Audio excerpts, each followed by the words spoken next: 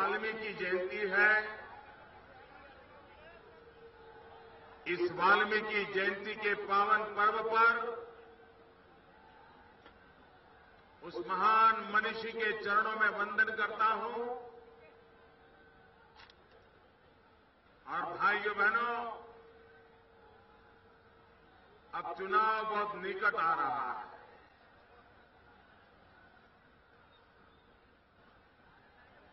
ये चुनाव कौन जीते कौन हारे, किसकी सरकार बने किसकी न बने, कौन मंत्री बने कौन न बने, ये चुनाव इस बात के लिए नहीं है। सिर्फ सरकार बनाने बिगाड़ने के लिए चुनाव नहीं है। ये चुनाव हरियाणा का भाग्य क्या हो, इसका फैसला करने के लिए चुनाव है। और इसलिए चुनाव में मतदाताओं से मैं आग्रह करता हूं कि आप चुनाव में मतदान के समय जाति बिरादरी से ऊपर उठकर, ऊंच नीच से ऊपर उठकर, गरीब अमीर की रेखाओं से पार करके, नौजवान हो या अबाल वृद्ध हो,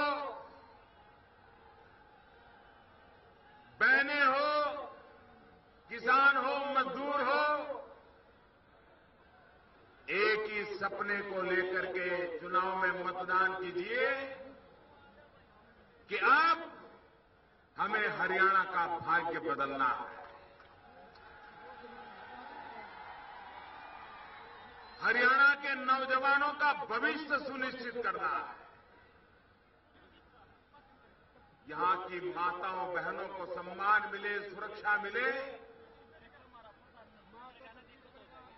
ये राज्य की प्राथमिकता होती है। भाइयों बहनों, मैं रोहतक में हूं। 10 साल तक मुख्यमंत्री का दबदबा यहां रहा है, उनके परिवार का दबदबा रहा है। उस इलाके का हाल क्या है? क्या इस इलाके में कानून व्यवस्था का नामो निशान है क्या?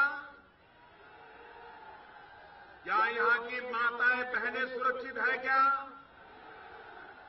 क्या यहां पर दलित माताओं बहनों पर अत्याचार हुए? क्या गुनहगार जेलों में गए क्या? भाइयों बहनों,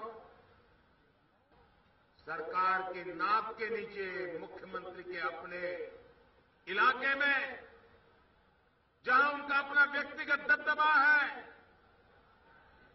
वहां पर अगर दलित कन्या सुरक्षित नहीं है, दलित मां बाप की बेटी भय के साए में जीती है, तो इससे बड़ा कलंक उस सरकार के खिलाफ कुछ नहीं हो सकता। भाइयों बहनों, इस कलंक को मिटाने के लिए ऐसी सरकार को यहां से हटाना ये हमारा दायित्व बन जाता है। भाइयों बहनों,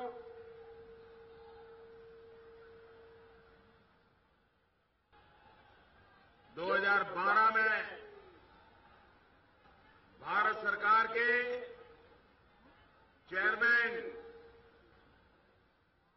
committee of welfare of SC and ST, ये संसदीय कमेटी, कांग्रेस सरकार की संसदीय कमेटी, उस संसदीय कमेटी आपके क्षेत्र में आई थी। 19 दलित कन्याओं पर बलात्कार की घटनाओं ने पूरे हिंदुस्तान को झकझोर दिया था। खुद कांग्रेस सरकार की उस पार्लियामेंट की संसदीय कमेटी ने, जिसके चेयरमैन पुरानी कांग्रेस रहे, उन्होंने जो रिपोर्ट दी थी, बड़ी चौंकाने वाली है।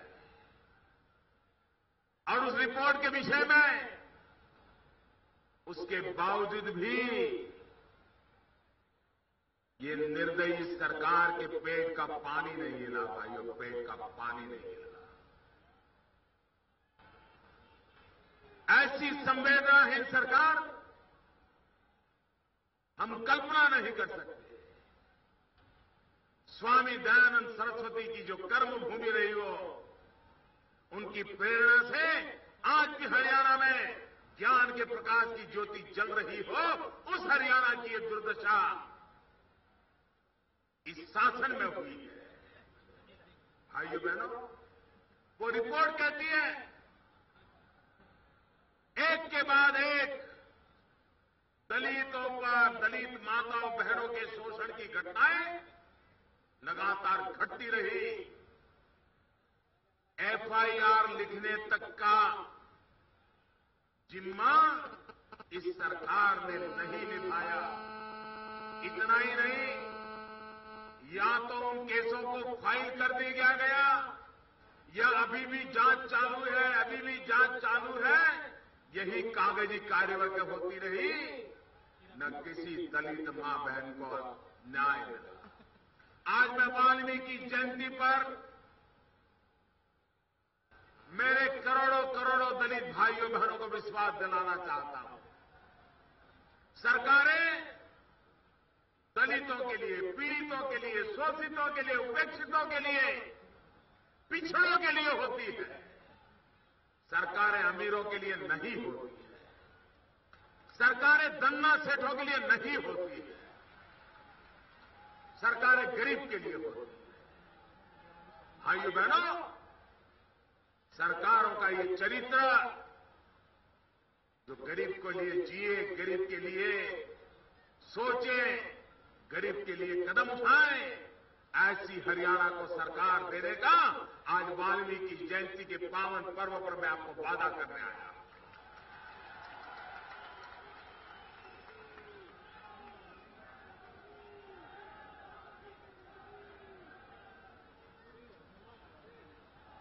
मैं हरियाणा में बहुत लंबा समय रहा। यहां के हर गली मोहल्ले से मैं परिचित हूं। यहां के सुख दुख को मैं जानता हूं। लेकिन मैंने कभी हरियाणा के नौजवानों को हरियाणा छोड़ करके जाने की इच्छा होती हो, ऐसा देखा नहीं था। लेकिन पिछले कुछ वर्षों में मैं देख रहा हूं, हरियाणा के गांवों से भी नौजवान हरियाणा छोड़ करके रोजी रोटी कमाने के लिए हिंदुस्तान के और प्रदेशों में जाने के लिए मजबूर हुए। जो हरियाणा हिंदुस्तान का पेट भरता है, उस हरियाणा का नौजवान खुद का पेट भरने के लिए हरियाणा छोड़ने के लिए मजबूर हो जाए, इससे बुरा कोई हाल उस राज्य का नहीं हो सकता है। और ये हाल पैदा करने का पाप इन सरकारों ने किया है। आप 25 साल का इतिहास देख लीजिए। 25 साल में छोटी बात नहीं बताता। मैंने बारीकी से हरियाणा की राजनीति को समझा है। हरियाणा की तबाही का कारण यही है, सारा कारोबार एक 5 परिवारों ने चलाया है। ये दल आए या वो दल आए, ये बैठे या वो बैठे, हमेशा 5 परिवारों का ही रुतबा चला है। कभी जाति बिरादरी के नाम पर, कभी किसानों के नाम पर राजनीति के खेल खेलते चले और सत्ता में पहुंचते ही जो मुखिया है उसके परिवारजनों ने ठेके बांट लिए, जिले बांट लिए, इलाके बांट लिए, दुकानें खोल करके रख दी। भाई ये हुआ है कि नहीं हुआ है हरियाणा में भाइयों? ये हुआ है कि नहीं हुआ है? हरियाणा बर्बाद हुआ है कि नहीं हुआ है? हरियाणा बचाना है कि नहीं बचाना है? जब तक ये परिवारशाही से हरियाणा को मुक्त नहीं करोगे, हरियाणा बच नहीं सकता भाई। और ये पहला अवसर आया है, बहुत सालों के बाद आया है। पहली लोकतांत्रिक प्रक्रिया में विश्वास करने वाली, गरीब से गरीब नागरिक के सम्मान की चिंता करने वाली सरकार बनने की संभावना पैदा हुई है। भारतीय जनता पार्टी आपके इस सपनों को पूरा करने के लिए सामर्थ्यवान कर रही है। आपने आपके सपनों को पूरा करने का संकल्प लेकर के आज भारतीय जनता पार्टी एक अवसर लेकर के आपके पास आई है। मैं विशेष करके माताओं, बहनों को, नौजवानों को अनुरोध करता हूं, किसानों के आग्रह करता हूं, सेना के फौजियों को आग्रह करता हूं, निवृत्त जवानों को आग्रह करता हूं, ये मौका जाने मत दीजिए। ये अवसर आने वाले 25 साल हरियाणा के कैसे हो, इसकी नींव डालने वाला अवसर बनने वाला है, जो एक आने वाली 3 पीढ़ियों का भला करने का काम इस बार के चुनाव में आपको करना है। परिवारवाद से मुक्त होना है। मैं तो हैरान हूं,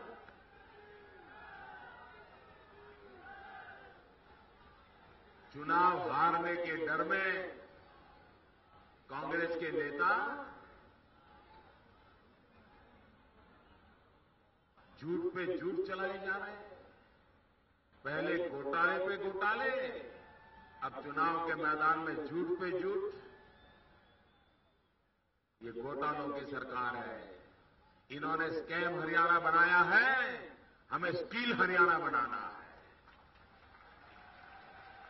हम स्किल डेवलपमेंट करना चाहते हैं। हम नौजवानों के स्किल डेवलपमेंट पर ध्यान देना चाहते हैं। नौजवान को अच्छी रोजी रोटी मिले, सम्मान भरी जिंदगी मिले, ये माहौल तैयार करना चाहते हैं, व्यवस्थाएं सुनिश्चित करना चाहते हैं। भाइयों बहनों, एक बात की मुझे बहुत पीड़ा है। यहां पर 1000 बेटे पैदा होते हैं तो सामने सिर्फ 875 कन्याएं पैदा होती हैं। 125 का घाटा रह जाता है, 125 का। अगर 1000 बस्ती का गांव है तो 125 बेटे कमारे रहने वाले हैं। बेटियां जन्म नहीं ले रही। क्यों? क्योंकि बेटियों को मां के गर्भ में मार दिया जाता है। क्या 21वीं सदी में माताओं, बहनों को सम्मान मिलना चाहिए कि नहीं मिलना चाहिए?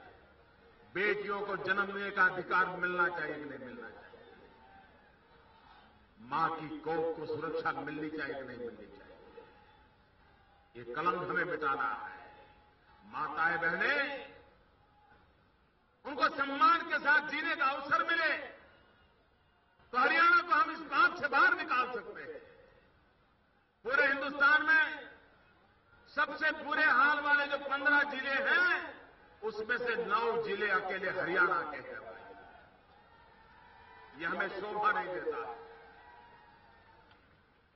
यह समाज का भी दायित्व है, परिवार का भी दायित्व है, सरकार का भी दायित्व है। हमने सबने मिलकर के हमारी बेटियों के सम्मान के लिए, बेटियों को बचाने के लिए, बेटियों को पढ़ाने के लिए, भारत की विकास यात्रा में उनको भागीदार बनाने के लिए अपने आगे के कदमों को सुनिश्चित करने का समय आ गया है। हम जितनी देर करेंगे उतना ही हम देश का नुकसान कर रहे हैं। भाइयों बहनों, यहां बाहुबलियों का जोर है। कोई गांव ऐसा नहीं है जो बाहुबलियों से कांपता ना हो। निर्दोष नागरिक, कानून में विश्वास करने वाले नागरिक, उनका जीना हराम हो गया है। गांव के अंदर बहनें, बेटियां बाहुबलियों के कारण घर से बाहर निकलने से डरती है। और ये सारे बाहुबली किसी न किसी राजनेता की छत्र छाया में पड़े हुए हैं। इन चीजों को मुझे तोड़ना है, इन चीजों को नष्ट करना है। बाहुबलियों से हरियाणा को मुक्ति दिलानी है। 15 अक्टूबर 15 अक्टूबर को आपकी उंगली में एक ताकत है, आपकी उंगली में एक ताकत है कि आप पूरे हरियाणा को बाहुबलियों से मुक्त करा सकते हो।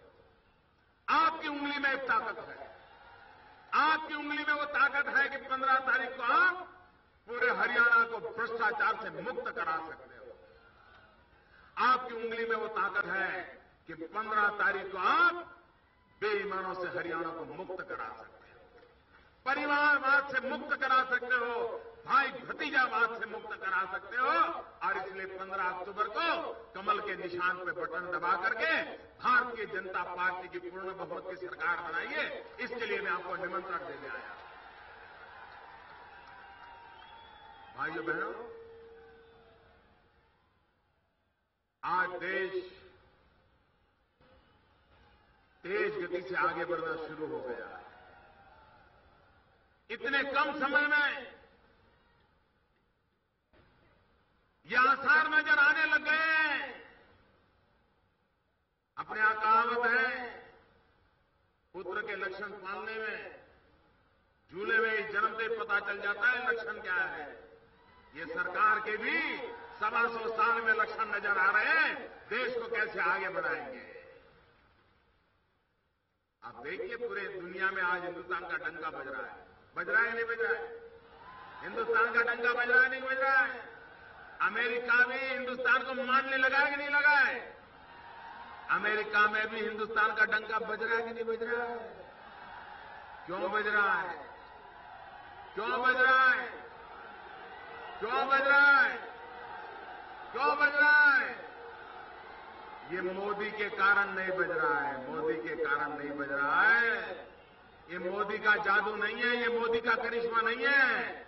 आज अमेरिका में भी हिंदुस्तान का डंका बज रहा है, आपके कारण बज रहा है। हिंदुस्तान के 125 करोड़ देशवासियों के कारण बज रहा है,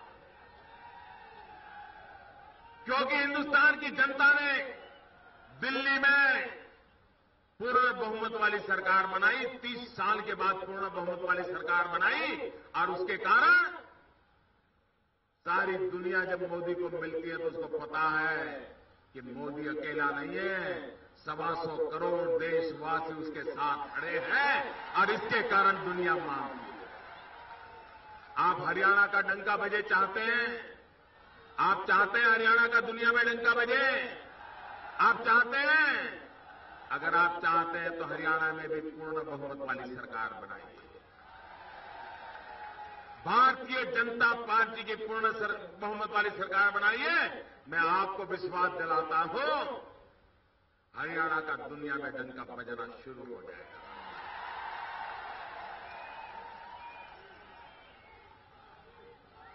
हम राजनीति में छुआछूत में विश्वास नहीं करते। हम राजनीति में अपने पराये के खेल खेलने वाले लोग नहीं हैं। हम तो वो लोग हैं जो पंडित नेहरू के 125 वर्ष मनाने के लिए भी योजना बनाते हैं। भारत के प्रधानमंत्री को, प्रथम प्रधानमंत्री को सम्मान मिले, ये सोच हमारी है।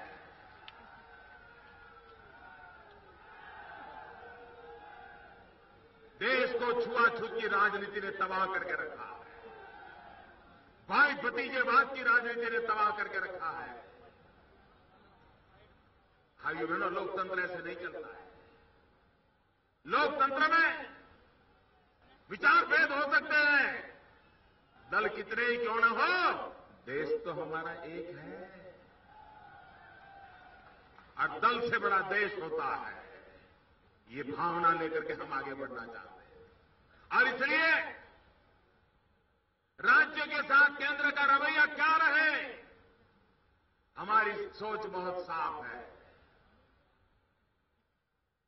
हम सिर्फ केंद्र और राज्य पास हो, यहां रुकना नहीं चाहते हैं। हम चाहते हैं केंद्र और राज्य पास तो हो, साथ साथ भी हो, ये हम चाहते हैं। जब पास होते हैं तो एक के साथ एक जुड़ करके दो हो जाते हैं, लेकिन अगर साथ है तो एक और एक के साथ 11 नजर आते हैं, 11 नजर आते हैं। और इसलिए हम केंद्र और राज्य का संबंध एक और एक दो का नहीं, एक के साथ एक 11 तक ले जाने के लिए सोचते हैं। एक में से 11 की छलांग लगाना चाहते हैं। इस मिजाज से हम देश चलाना चाहते हैं। टीम इंडिया का सपना लेकर के चलाना चाहते हैं।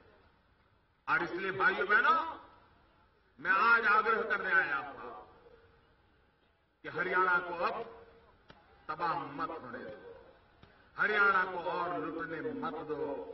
हरियाणा का भाग्य निर्धारित कीजिए और आधा अधूरा मत कीजिए, आधा अधूरा मत कीजिए, वरना आपको कोई जवाब ही नहीं देगा। गलती ये करेगा तो बोलेगा नहीं उसने की, उसने की, उसने की, सब भाग जाएंगे। अगर आप किसी सरकार का काम पकड़ना चाहते हो ना, तो उस सरकार को पूर्ण बहुमत दो। देखिए 5 साल के बाद जब लोकसभा का चुनाव आएगा तो देश की जनता मोदी का कान पकड़ पाएगी कि नहीं पकड़ पाएगी? जवाब मांग सकेगी कि नहीं मांग सकेगी? क्योंकि मोदी बहाना नहीं बता सकता है, उसको कहना पड़ेगा हाँ भाई आपने मुझे पूर्ण बहुमत दिया था, मुझे काम करके दिखाना था। मैं ये नहीं कह सकता हूं उसने नहीं किया, उसने नहीं किया, नहीं कह सकता हूं, मुझे जवाब देना पड़ेगा। मेरी जिम्मेवारी तय होगी। हरियाणा में भी पूर्ण बहुमत की सरकार बनाओगे तो आप सरकार का कान पकड़ पाओगे। मैं जनता को वो अधिकार देना चाहता हूं ताकि जनता सरकार का कान पकड़ सके। लेकिन वो तब संभव होता है कि जनता पूर्ण बहुमत वाली सरकार बना दे।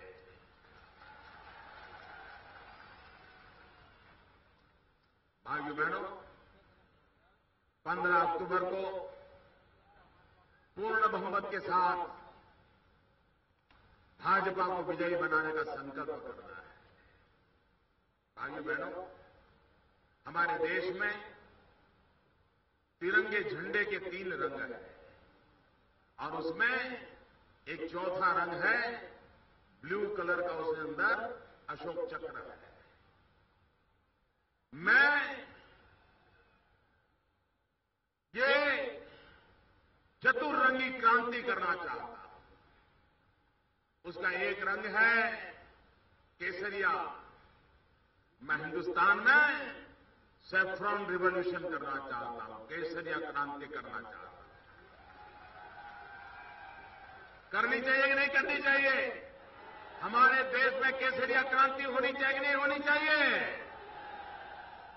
कुछ सेक्युलर मित्रों को ये सुनने के बाद बुखार आ जाएगा, पता नहीं आज वो बीमार हो जाएंगे। भाइयों बहनों, सैफ्रॉन कलर वो एनर्जी का कलर माना जाता है, ऊर्जा का कलर माना जाता है और इसलिए हमारे हरियाणा में ऊर्जा क्रांति की जरूरत है। लोगों को बिजली मिले, इसलिए ऊर्जा क्रांति करने की जरूरत है और इसलिए सैफ्रॉन रिवॉल्यूशन समय की मांग है। सफेद रंग है तिरंगे झंडे में, व्हाइट रिवॉल्यूशन की, मिल्क रिवॉल्यूशन ने। आज हमारे पशुओं को बचाना है और पशुओं के दूध की उत्पादकता को भी बढ़ाना है ताकि गांव की इकोनॉमी इस दूध के भरोसे तेज चले। आज सिंथेटिक दूध बाजार में आने लगा है और हरियाणा के कुछ इलाकों में तो राजनीतिक आशीर्वाद से सिंथेटिक दूध का ऐसा माहौल चला है और लोगों के आरोग्य पर इतना खिलवाड़ हो रहा है, उससे बाहर निकाल करके हमें श्वेत क्रांति का भी बिगुल बजाना है। तीसरा है ग्रीन।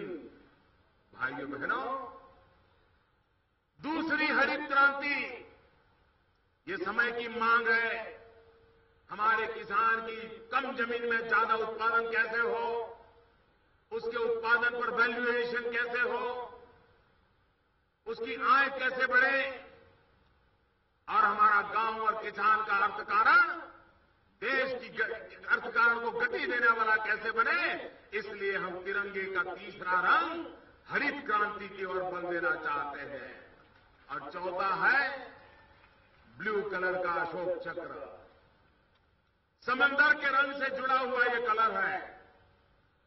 हमारी सामुद्रिक शक्ति को बढ़ाना है, हमारे बंदरों का विकास करना है, हमारे मछुआरों की ताकत बढ़ानी है, हमारी सामुद्रिक संपत्ति ऑयल हो, गैस हो, पेट्रोलियम हो, उस क्षेत्र में नई क्रांति के बीज बोने हैं।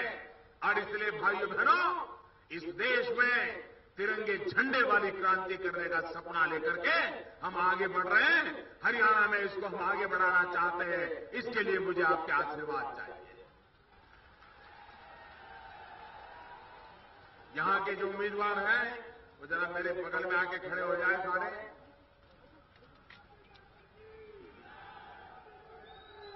भाइयों बहनों, मेरा एक काम करोगे, मेरा एक काम करोगे, मेरा एक काम करोगे, सबके सबका जवाब चाहिए। मेरा एक काम करोगे बहने, मेरा एक काम करोगे, पक्का करोगे? सभा के बाद जब यहां से जाओगे तो जो खाली बोतल पड़ी होगी, प्लास्टिक पड़े होंगे, कागज पड़े होंगे, कोई कूड़ा कचरा पड़ा होगा तो उसको उठा के ले जाओगे ना? पक्का ले जाओगे ना? मैदान साफ करके जाओगे ना? ये भारत मां को अब हमें गंदा नहीं रहने देना है। हम भारत मां में गंदगी नहीं होने देंगे। ये वादा पूरा करोगे ना? मैं आप पर विश्वास करूं। दोनों मुट्ठी बंद करके मेरे साथ बोलिए, भारत माता की, भारत माता की, भारत माता की, भारत माता की।